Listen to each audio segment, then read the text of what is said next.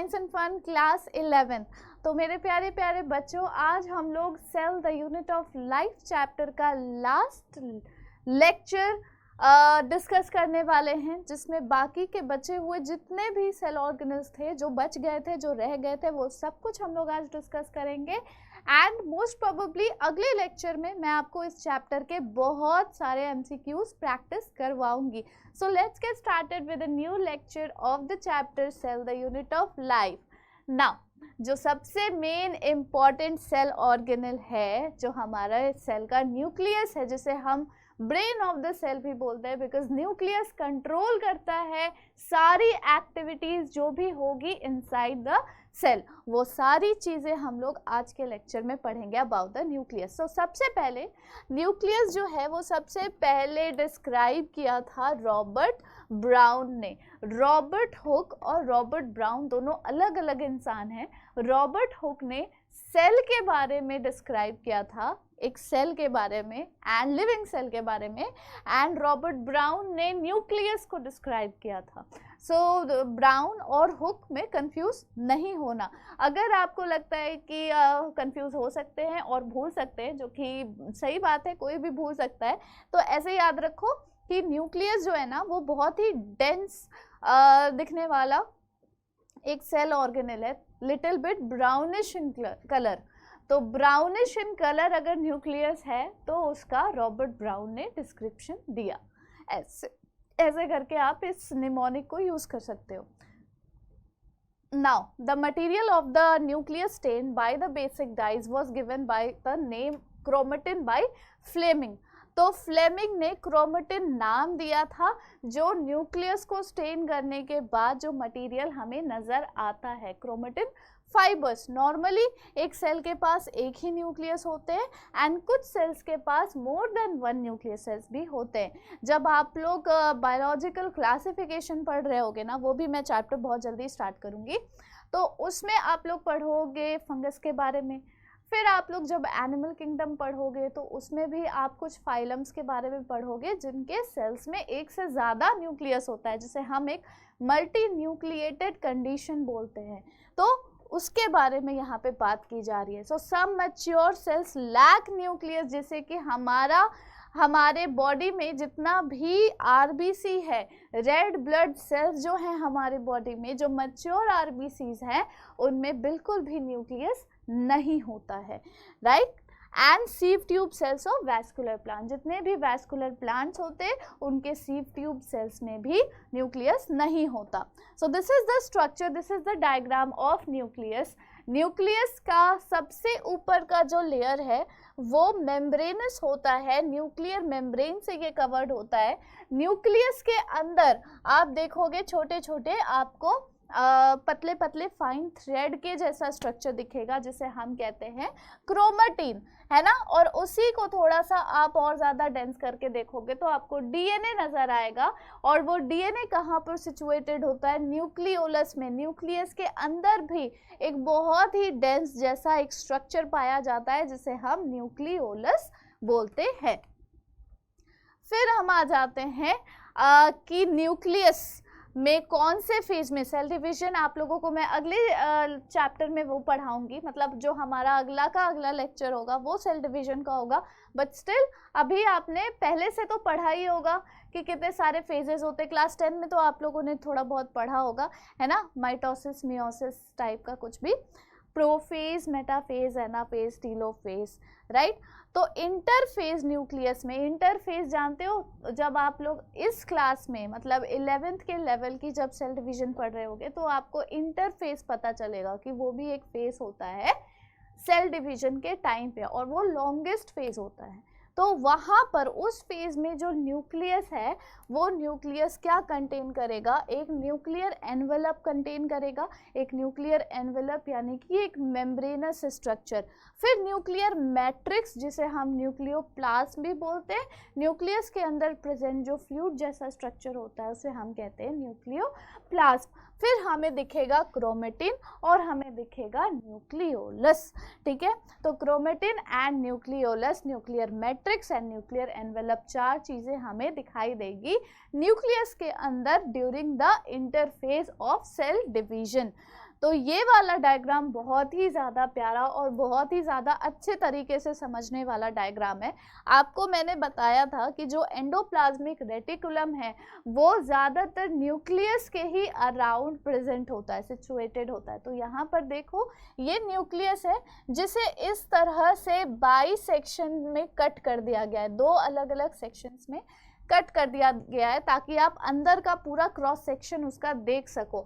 उसके चारों तरफ क्या है, एंडोप्लाज्मिक रेटिकुलम प्रेजेंट है, that is rough endoplasmic reticulum containing ribosomes.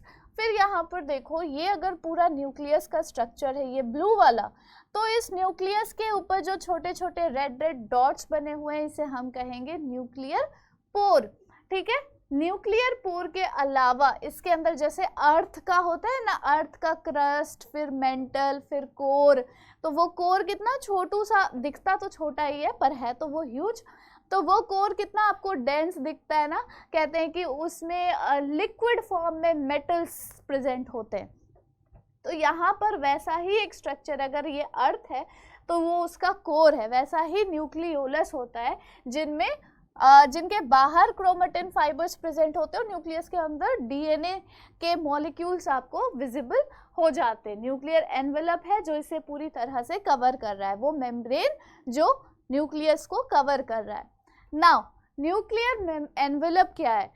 It is a double layered membrane with a space between 10 to 50 newton metre, so it is called the perinuclear space. तो इसका बहुत ही बहुत ही फाइन इस membrane की thickness होती है, इसे हम थिक भी नहीं कह सकते। ये स्पेस इतना नेग्लिजिबल है, it is not like micron, ये 10 to the power -6 नहीं है, ये 10 to the power -9 है। सो नैनोमीटर, ठीक है, तो नैनोमीटर बहुत ही ज़्यादा छोटा हो गया, मतलब कि आप सोच भी नहीं सकते कितना छोटा। It is a barrier between the material in the nucleus and cytoplasm. Outer membrane usually continue with the ER and also bears ribosomes on it, जिसकी वजह से न्यूक्लियस के चारों तरफ एंडोप्लाज्मिक रेटिकुलम ज़्यादातर पाए जाते हैं। क्योंकि ये जो न्यूक्लियर पोर देख रहे हो ना आप, इस न्यूक्लियर पोर के अलावा कुछ राइबोसोम्स भी पाए जाते हैं आउटर मेम्ब्रेन में। ज़्यादातर ये क्या होता है, कंटिन्यू होता है ER के साथ साथ, एंडोप्लाज्मिक रेटिकुलम के साथ साथ, जिसमें राइबोसोम्स भी पाए जाते हैं। छोटे छोटे माइन्यूट पोर्स होते हैं न्यूक्लियर एनवेलप में, जो किस चीज़ के बने हुए हैं, दो मेम्ब्रेन के फ्यूजन से बने हुए हैं। Outer membrane and inner membrane के फ्यूजन से बने हुए हैं छोटे छोटे पोर्स, जिसे हम न्यूक्लियर पोर्स कहते हैं। These are the passage for the movement of RNA and protein between nucleus and cytoplasm. तो ये क्या है, पैसेज है for the movement of RNA के मूवमेंट के लिए और प्रोटीन के मूवमेंट के लिए न्यूक्लियस और साइटोप्लाज्म के बीच। तो उन दोनों के बीच जो ट्रांसपोर्टेशन होगा, जो मूवमेंट होगी RNA एंड प्रोटीन्स की, so for that this nuclear envelope is present. ठीक है, चलो अब हम देखते हैं कि क्रोमेटिन क्या होता है। ये भी तो जानना ज़रूरी है ना, हमेशा सुनते हो chromatin threads and all that. So it is a network of nucleoprotein fibres जो कंटेन करता है DNA और बेसिक प्रोटीन, जिसे हम हिस्टोन प्रोटीन बोलते हैं। और ये हिस्टोन प्रोटीन है ना, ये ऑक्टामर के फॉर्म में प्रेजेंट होता है DNA को कॉइल करने के लिए, DNA को की पैकेजिंग करने के लिए, ताकि वो बिल्कुल अच्छे तरीके से पैक्ड हो एंड टाइटली लिंक्ड हो। ठीक है, non histone proteins and RNA, तो कुछ नॉन हिस्टोन प्रोटीन्स भी होते हैं एंड RNA भी होते हैं, तो इन सब चीज़ों से बना हुआ होता है chromatin. During cell division chromatin condense to form chromosome. यही क्रोमेटिन थ्रेड्स जो है ना, जो आपको न्यूक्लियस के अंदर पतले पतले एक धागे के गुच्छे की तरह नजर आ रहे हैं, वो सेल डिवीजन के टाइम पे, मेटाफेज के टाइम पे कंडेंस होने लगते हैं और विजिबल होंगे आपको प्रॉपर क्रोमोसोम के शेप में। ऐसे कुछ शेप में आपको नजर आने लगेंगे सारे क्रोमोसोम्स। यही क्रोमेटिन थ्रेड्स जो है यही कंडेंस हो जाते हैं इनटू क्रोमोसोम्स। अब हम बात करते हैं न्यूक्लियोलस के बारे में। सो इट इज वन और more non membranes spherical body. Nucleus के पास तो एक मेम्ब्रेन होती है जिसको हम डिवाइड करते हैं आउटर एंड इनर मेम्ब्रेन में, डबल मेम्ब्रेनस स्ट्रक्चर है। लेकिन न्यूक्लियोलस जो है, जो न्यूक्लियस के अंदर पाया जा रहा है, उसमें कोई मेम्ब्रेन नहीं है and it is just a spherical body and contain करता है वो nucleoplasm. It is a site of ribosomal RNA synthesis. तो राइबोसोमल आरएनए बनाने का जो प्रोसेस होता है वो न्यूक्लियोलस के अंदर होता है। देख सकते हो आप लोग यहाँ पे, ये क्या है न्यूक्लियस के अंदर जो ये आपको ऐसा सांप की तरह दिख रहा है, दिस इज क्रोमेटिन, जो आगे चल के कंडेंस होके क्रोमोसोम्स बनने वाले हैं। और ये जो आपको दिख रहा है ना थोड़ा सा डेंस कलर का स्ट्रक्चर, दैट इज न्यूक्लियोलस। बाहर है न्यूक्लियर एनवेलप, ये छोटे छोटे न्यूक्लियर पोर्स एंड ये पूरा का पूरा स्ट्रक्चर न्यूक्लियस का। अब हम बात करेंगे फाइनली क्रोमोसोम्स के बारे में। तो क्रोमोसोम्स क्या होते हैं? It is a human cell has about 2 metre long DNA contributed among its 46 chromosomes। एक ह्यूमन सेल है, हमारी बॉडी जो है ना वो बिलियंस ऑफ सेल से बनी हुई है ना, ट्रिलियंस, बिलियंस भी हम शायद नहीं कह सकते, ट्रिलियंस ऑफ सेल से बनी हुई है, राइट। तो हर एक सेल के अंदर ना जो न्यूक्लियस प्रेजेंट होता है, उस न्यूक्लियस में जो क्रोमोसोम्स होते हैं, कितने होते हैं? 46 क्रोमोसोम्स है। और अगर हम उसकी लेंथ को कैलकुलेट करें तो वो लगभग 2 मीटर का होगा। अगर हम उस क्रोमेटिन फाइबर को, क्रोमेटिन थ्रेड को स्ट्रेच करके देखें कि वो कितना लंबा जा सकता है, तो हर एक सेल के अंदर जो क्रोमेटिन फाइबर की लेंथ है वो 2 मीटर होती है। तो सोचो, जो हमारी बॉडी में billions and trillions of cells present हैं, हर एक सेल के अंदर 2-2 मीटर का अगर लेंथ का डीएनए प्रेजेंट है, तो सोचो कितनी लंबाई होगी अगर सारे लेंथ्स को हम जोड़ दें। ऐसा कहते हैं कि यहाँ से मून का जो डिस्टेंस होता है उतने लेंथ पे, उतने डिस्टेंस पे वो स्ट्रेच हो सकता है, but I don't know whether it's true और just myth. So let's focus on this point. So एक ह्यूमन सेल है, उसमें अबाउट 2 मीटर लॉन्ग डीएनए होगा जो डिस्ट्रीब्यूट होगा अमंग 46 क्रोमोसोम्स या 23 पेयर्स ऑफ क्रोमोसोम। 46 क्रोमोसोम या 46 के जो पेयर्स होते हैं, यानी 23 पेयर्स जो होते हैं, उतने chromosome. Every chromosome has a primary constriction जिसको हम कहते हैं centromere, on the sides of which disc shaped structure called kinetochores are present। अब आपको पता नहीं चल रहा होगा कि क्या है सेंट्रोमियर, क्या है काइनेटोकोर। तो देखो यहाँ पे, ये जो है ना इतना वाला पोर्शन, ये एक क्रोमोसोम है, ठीक है। जो 46 क्रोमोसोम मैंने बताया ना, उसमें से एक है ये, इसको हटा दिया जाए तो 45 रह जाएंगे। और ये दूसरा है, ठीक है, ये दूसरा है, ये एक क्रोमोसोम, ये दूसरा क्रोमोसोम। और मैंने भी आपको बताया कि ये पेयर्स में पाए जाते हैं, जैसा कि यहाँ पर आपको देखने को मिल रहा है, यानी 23 पेयर्स में ये पहला पेयर है, ऐसा हम कह सकते हैं। अब इन दोनों क्रोमोसोम के बीच का जो स्ट्रक्चर है ना, जिससे जो पॉइंट ऑफ सेंटर पॉइंट होता है, जहाँ से सेल जो क्रोमोसोम का सेग्रीगेशन स्टार्ट होता है, इस पॉइंट को हम कहते हैं सेंट्रोमियर। दोनों के बीच वाले पॉइंट को, दोनों मिलाकर हम कहते हैं सेंट्रोमियर का रीजन। और जब हम किसी एक क्रोमोसोम को कंसिडर करके उसके साइड के सेंटर को देखते हैं, ये तो पूरा सेंट्रोमियर हो गया ना। देखो मैं बताती हूँ, ये तो पेयर में है क्रोमोसोम, एक्चुअल में तो ये 2 क्रोमोसोम है। अब इन दोनों के जो सेंटर पॉइंट पे, यानी कि यहाँ पर इस पॉइंट को हम कहेंगे सेंट्रोमियर, ठीक है।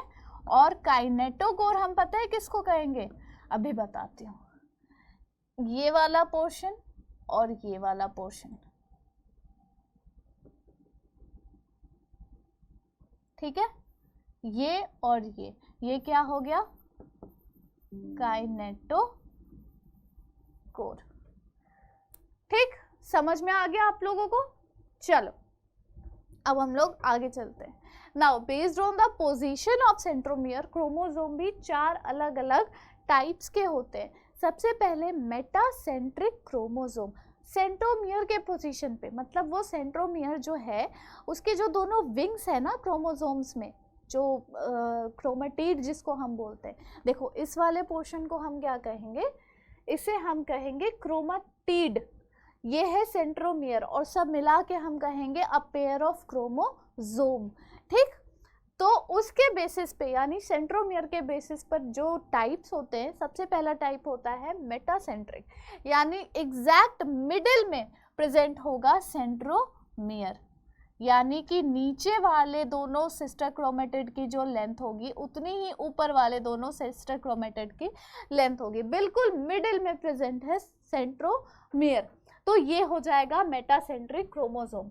अब सब मेटासेंट्रिक क्रोमोसोम क्या होता है, जो थोड़ा सा एक एंड से ज़्यादा नज़दीक हो और दूसरे एंड से थोड़ा दूर हो, ठीक है, जिससे हम शॉर्टर आर्म और एक लॉन्गर आर्म क्रिएट कर सकते हैं। जैसे कि फॉर एग्जाम्पल ये, तो आप ऊपर वाले जो आर्म्स देख रहे हो, क्रोमेटिड्स देख रहे हो, वो थोड़े से लेंथ में छोटे हैं एज कंपेयर टू नीचे वाला, और इस साइड में ना इसके नियर है सेंट्रोमियर और इससे थोड़ा सा दूर है, तो ये कैसा हो गया, सब मेटासेंट्रिक हो गया। एक्रोसेंट्रिक क्रोमोसोम क्या होता है, जो क्लोज होता है एक एंड से, forming one very short and one very long arm, यानी कि इस टाइप का,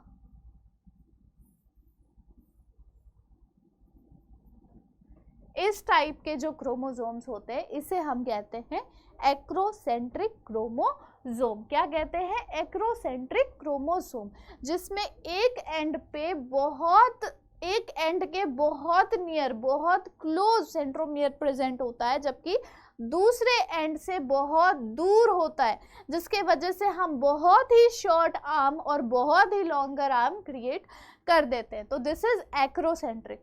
टीलोसेंट्रिक क्रोमोसोम, जो टर्मिनल सेंट्रोमियर्स होते हैं, यानी कि उनमें क्या प्रेजेंट होगा, वो कैसे, किस टाइप के वो होंगे, वो बिल्कुल ऐसे होंगे,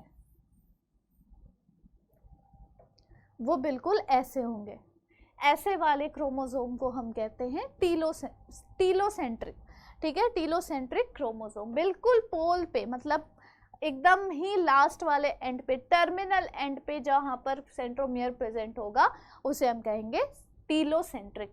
सम chromosomes have non staining secondary construction at a constant location, जिसे हम सैटेलाइट भी बोलते हैं। तो सैटेलाइट क्या है, कुछ ऐसे क्रोमोसोम्स होते हैं जिनमें कोई स्टेन करने वाला सेकेंडरी कंस्ट्रक्शन नहीं होता, मतलब कि कोई ऐसा सेंट्रोमियर नहीं होता जिसको हम स्टेन कर सके, जिसको हम डाई यूज करके उसका कलर देख सके, उस कलर की वजह से उसको ऑब्जर्व कर सके, तो ऐसे स्ट्रक्चर को, ऐसे लोकेशन को हम कहते हैं सैटेलाइट, जैसे कि ये है, ठीक है, दिस इज सैटेलाइट। ये क्या है, सेकेंडरी कंस्ट्रक्शन हो गया, ये इसका सेंट्रोमियर हो गया और ये इसका सेकेंडरी कंस्ट्रक्शन हो गया।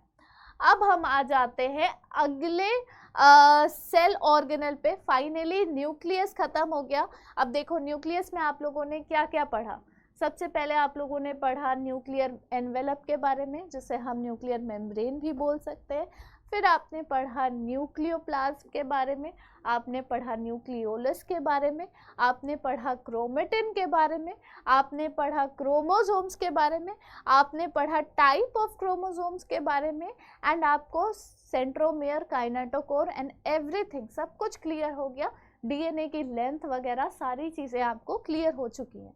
अब देखो लास्ट तो नहीं है, इसके बाद भी है एक दो सेल ऑर्गेनल्स और। तो माइक्रो बॉडीज क्या होती है, छोटी छोटी माइक्रो बॉडीज पाई जाती है हर एक सेल के अंदर। तो these are membrane bound minute vesicle, जो बहुत सारे एंजाइम कंटेन करते हैं, छोटे छोटे वेसिकल के फॉर्म में होते हैं, कॉइन के फॉर्म में होते हैं, ठीक है। छोटे छोटे माइन्यूट माइक्रो बॉडीज होती हैं जिनके अंदर बहुत सारे अलग अलग तरह के एंजाइम्स प्रेजेंट होते हैं, और ये दोनों प्लांट और एनिमल सेल्स में पाई जाती हैं। अच्छा वो लास्ट ही था माइक्रो बॉडीज। अब हम लोग ना थोड़ा सा डिस्कस कर लेते हैं some differences between a plant cell and an animal cell. तो अगर हम प्लांट सेल की बात करें तो प्लांट सेल में सेल वॉल प्रेजेंट होता है, जबकि एनिमल सेल में सेल वॉल एब्सेंट होता है। प्लांट सेल में प्लास्टिड्स प्रेजेंट होते हैं जो उनको अलग अलग कलर्स प्रोवाइड करते हैं। याद आया? प्लास्टिड, 3 तरह का plastid, chloroplast, chromoplast, leucoplast. Chloroplast जो प्लांट को ग्रीन कलर प्रोवाइड करता है, क्रोमोप्लास्ट जो ग्रीन के अलावा बाकी के कलर्स के पिगमेंट प्रोवाइड करता है, एंड ल्यूकोप्लास्ट जो कोई पिगमेंट नहीं कैरी करता, वो सिर्फ और सिर्फ ऑयल्स एंड फैट स्टोर करके रखता है अपने अंदर, राइट। और ये एनिमल्स में प्रेजेंट नहीं होते। प्लांट में एक बड़ा सा सेंट्रल वैक्यूल होता है जिसके वजह से टर्जर प्रेशर लग रही है, टर्जिडिटी है, रिजिडिटी है सेल के अंदर। एंड ये यहाँ पर एनिमल सेल में बहुत छोटे छोटे वैक्यूल्स प्रेजेंट होते हैं जो फूड स्टोरेज का काम करते हैं। सेंट्रियोल्स इनमें एब्सेंट होंगे क्योंकि सेंट्रियोल का मेन काम होता है ना, जब सेल डिवीजन हो गई है तो 2 सेल को बिल्कुल अलग अलग डिवाइड कर देना, ठीक है। तो वो प्लांट सेल को ज़रूरत नहीं होती क्योंकि इनमें ऑलरेडी एक प्लेट का फॉर्मेशन होने लग जाता है जिससे इनका साइटोकाइनेसिस इजीली हो जाता है। एनिमल सेल में ये प्रेजेंट होते हैं क्योंकि कोई भी प्लांट की इनमें प्लेट फॉर्मेशन नहीं हो सकती। अब हम लोग देखते हैं प्रोकैरियोटिक एंड यूकैरियोटिक सेल्स के बीच के कुछ डिफरेंसेस। सो प्रोकैरियोटिक सेल्स जनरली स्मॉल होंगे साइज में और यूकैरियोटिक लार्ज होंगे। प्रोकैरियोटिक सेल्स के जो जेनेटिक मटेरियल है वो न्यूक्लियोइड के फॉर्म में होते हैं, यानी कि एक single stranded DNA is found naked inside the cytoplasm, वही है उसका न्यूक्लियोइड, वही है उसका genetic material. So this is about the genetic material of prokaryotic cells. Eukaryotic cells is in the form of nucleus. Nuclear membrane इनमें absent होती है और eukaryotic cells में present होती है। membrane bound organelles सारे के सारे इनमें absent होते हैं। जितने भी membrane bound organelles होते हैं ना, जैसे एंडोप्लाज्मिक रेटिकुलम है, प्लास्टिड है, माइटोकॉन्ड्रिया है, और क्या था, गोल्जी बॉडी है, लाइसोसोम है, ये सब एब्सेंट है इनमें, जबकि यूकैरियोटिक सेल्स में सब प्रेजेंट होते हैं। जैसे हमारे सेल्स है, सर्कुलर इनमें डीएनए होगा और हमारे में लीनियर डीएनए होगा, लीनियर लंबा सा होगा, जिसके वजह से हमने कैलकुलेट भी किया कि एक सेल के सारे डीएनए को अगर हम सारे डीएनए स्ट्रैंड्स को अगर जोड़ दिया जाए तो वो 2 मीटर लंबा खींच सकता है। राइबोसोम्स इनमें 70S टाइप के होते हैं और यूकैरियोटिक सेल्स में 80S टाइप के होते हैं। 70S प्लास्टिड में और माइटोकॉन्ड्रिया में पाए जाएंगे।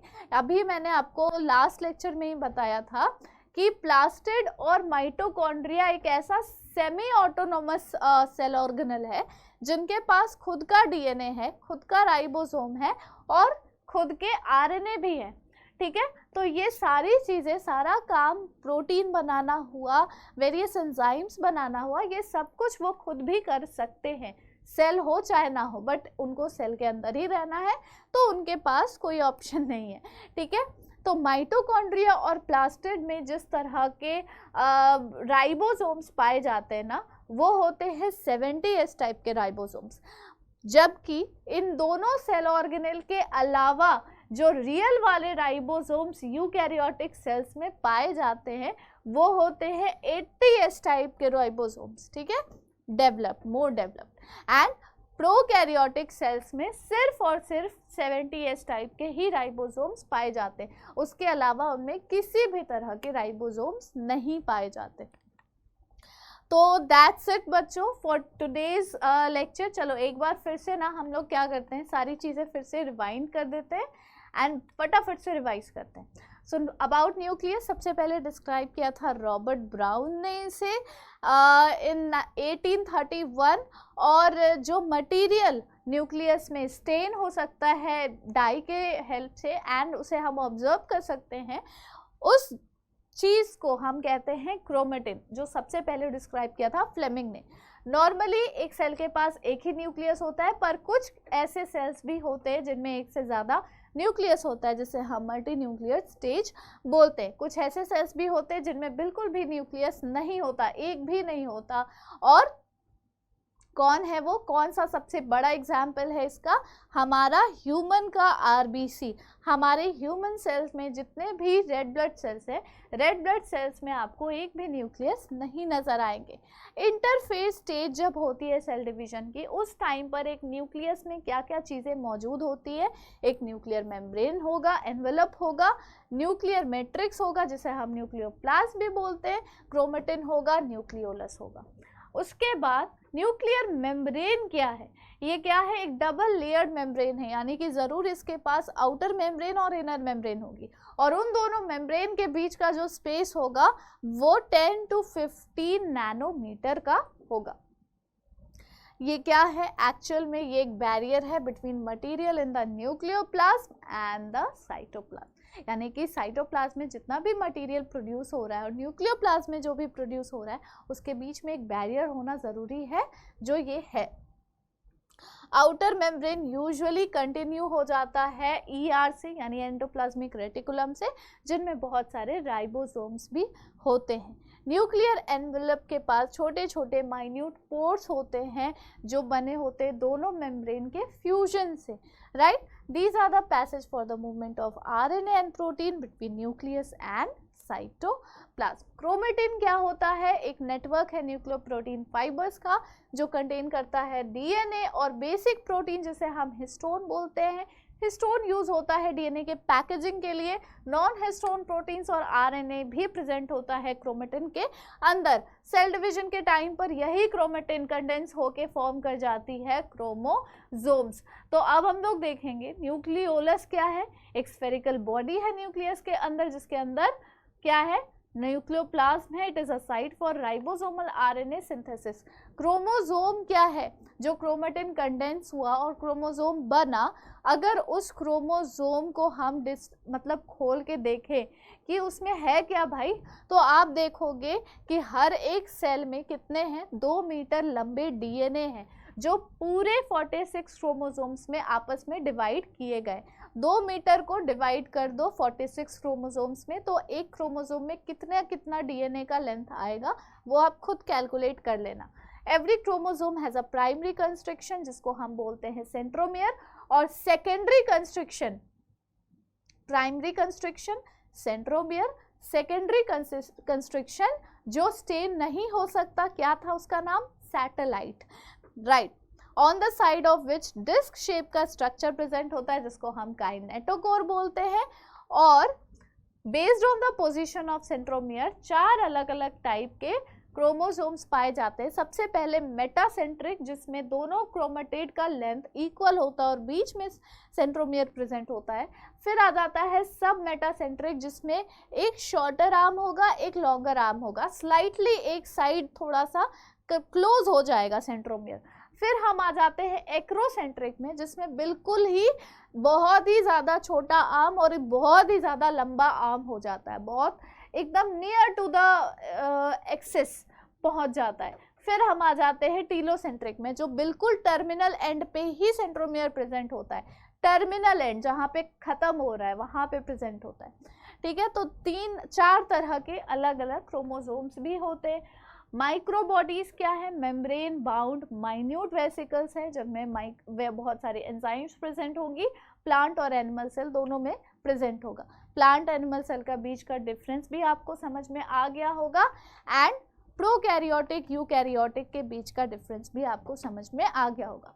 तो बच्चों यहाँ पे हम लोग आज का लेक्चर फिनिश करते हुए ये वाला चैप्टर भी फिनिश कर चुके हैं। अगले लेक्चर को मैं आप लोगों को cell the unit of life के बहुत सारे MCQs करवाऊंगी, और अब से जो भी नया चैप्टर स्टार्ट होगा ना, वो सारे चैप्टर्स बहुत ही रैपिड तरीके से मैं करवाऊंगी। जैसे यहाँ पर 6 से 7 लेक्चर्स लग गए इस चैप्टर को ख़त्म होने में, अब से ऐसा नहीं होगा। 1 या 2 लेक्चर में मैं पूरा चैप्टर ख़त्म करने की कोशिश करूँगी, एंड उसके बाद 1 से 2 लेक्चर हम लोग सिर्फ और सिर्फ क्वेश्चंस की प्रैक्टिस करेंगे, subjective as well as objective questions, ठीक है। तो आप लोगों का ये काम है, ताकि मुझे थोड़ा सा फीडबैक आपसे मिल सके, आप लोग एक काम करना, मुझे कमेंट बॉक्स में कमेंट करके बताना कि अगला चैप्टर आप लोग कौन सा पढ़ना चाहते हो, कौन सा आपका मोस्ट डिमांडिंग चैप्टर है, ताकि मैं जल्दी जल्दी उस चैप्टर को आप तक पहुंचा सकूं, आपको एक्सप्लेन कर सकूं, और सारे एक्सप्लेनेशंस के साथ साथ आपको एमसीक्यूज की प्रैक्टिस प्लस सब्जेक्टिव क्वेश्चंस की प्रैक्टिस भी कर सकूं, ताकि वो आपको स्कूल में भी हेल्प करे एंड आपके पूरे करिकुलम में भी हेल्प करे। तो कमेंट बॉक्स में कमेंट कर दो कि कौन सा चैप्टर आपको अगला चाहिए, ताकि मैं पहले से उसकी तैयारी कर लूँ। एंड अगर आज का लेक्चर अच्छा लगा then please give a like. जो भी प्रॉब्लम है, जो भी फीडबैक आप लोग देना चाहते हो, प्लीज़ कमेंट बॉक्स में देना एंड शेयर करो दोस्तों के साथ, उन्हें भी पूरी चैप्टर की एक्सप्लेनेशन समझाओ। एंड मिलते हैं हम लोग अगले सेशन में with lot of MCQs from this chapter. तब तक के लिए take care, bye bye and thank you so much.